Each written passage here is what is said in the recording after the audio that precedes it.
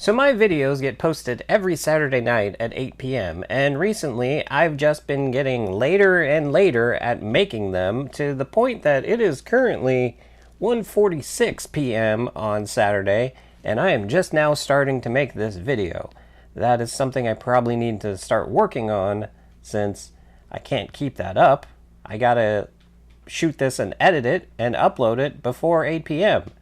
And there's only so much time that you can do that within. So hopefully this is the last week that I end up doing that. Anyway, roll the thing.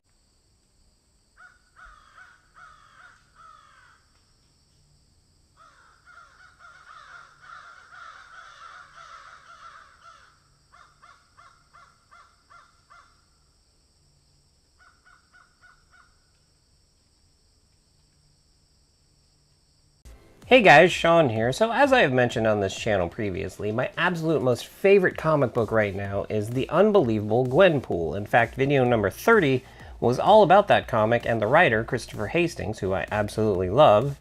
And then also, video number 59 was all about the editor of the book, Heather Antos.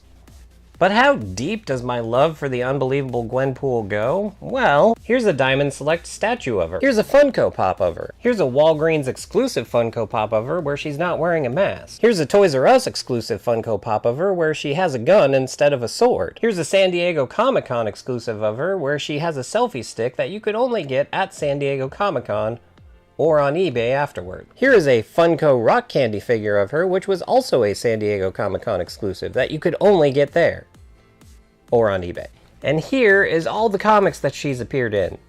Okay, that's a bit of a lie. This is actually just the comics that I bought this week that I haven't had a chance to file away in the long white boxes, but I didn't want to bother going and getting all of the comics that she's been in out of the long white boxes and holding them, because it's quite a bit, and it would have been hard to hold them up. And anyway, just pretend, because that's what I'm doing. I'm just pretending that this is all of them. Point being, I have all of them. So for the past 2 years, I have greatly enjoyed the adventures of Gwendolyn Poole in the Marvel Universe. As a quick recap of what the story is about, basically it's about a girl named Gwendolyn Poole who is from our universe and wakes up one day in the Marvel Universe. The Marvel Comics Universe. The 616 Universe, as they call it. And as she was such a huge comic book fan in the real world, she knows, like, basically everything there is to know about the Marvel Universe. And she knows the rules of a comic book. She knows that generally background characters you'll never see again, and henchmen you'll never see again, so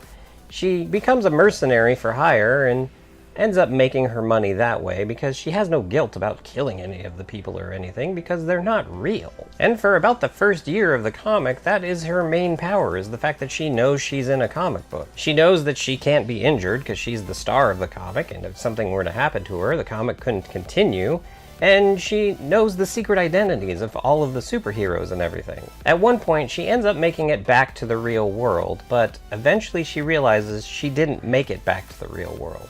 And that's when things really start to kick it up a notch. Because at that point, not only does she know she's in a comic book, she can actually manipulate the fact that she is in a comic book. She starts seeing the onomatopoeia words in the world. That's the sound effects like boom and biff and all that stuff. You know, like in the old 66 Batman series when they would be fighting and the things would pop up on screen.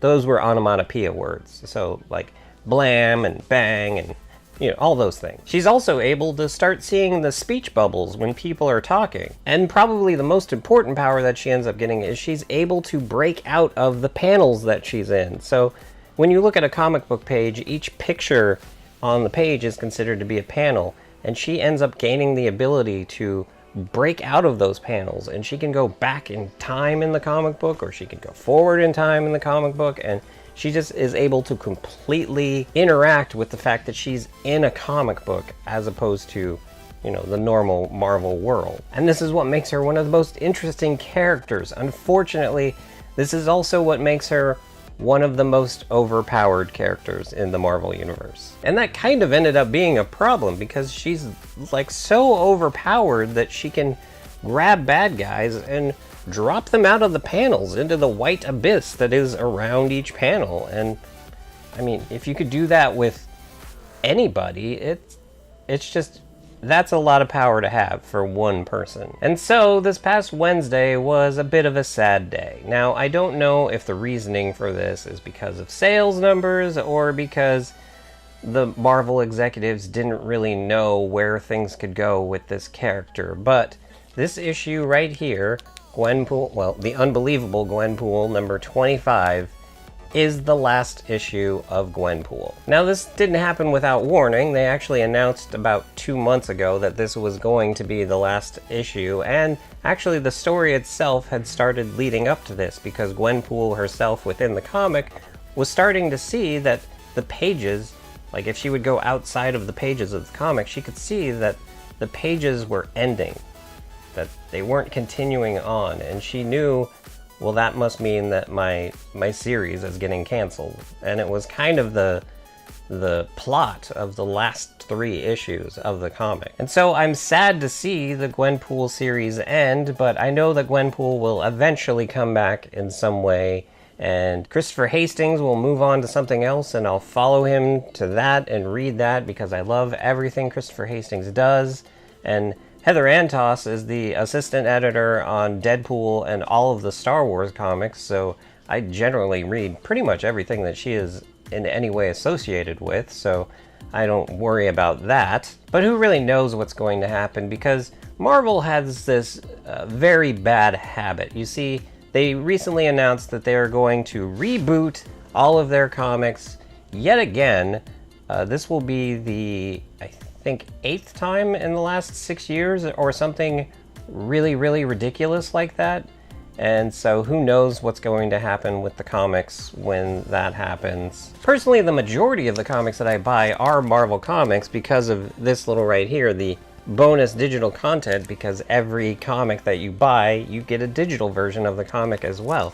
I generally prefer reading comics in a digital fashion, but as long as I can get a physical comic and a digital comic for the same price as just a digital comic or physical comic of a competing brand, then why not do that? Because then you have a physical thing as well as having the digital thing. So who knows what's going to happen with the new Marvel Universe, but I do know that I will miss Gwenpool in that universe. Although, to be fair, she didn't really interact too much outside of her own book because other writers didn't really know how to fit her into their stories that would make sense. She did, however, have a cameo in the Champions series, which is a series about younger superheroes that form a team because they don't really like the philosophies of the older superheroes.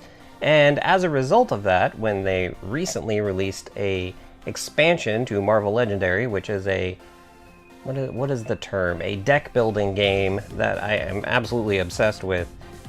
They ended up putting Gwenpool in that expansion, so there is actually now Gwenpool cards for the Marvel Legendary game, which makes me incredibly happy. The only downside is it's based on this one-off appearance in Champions when she has this Champions logo sewn on her suit, so that's not really representative of Gwenpool, and she didn't really have the comic bending powers at that time when she appeared in Champions, but she does have the knowing that she's in a comic book powers, so that's at least something. So farewell, Gwenpool, you will be missed, but we will see you again at some point. And that's going to do it for me this week, so if you liked this video, go ahead and hit the like button, and if you'd like to see more of the crazy crap that goes on around here, go ahead and hit the subscribe button, and if you'd like to help support the crazy crap that goes on around here, go ahead and hit up my Patreon. And with that, have a good however long it is until you watch my next video.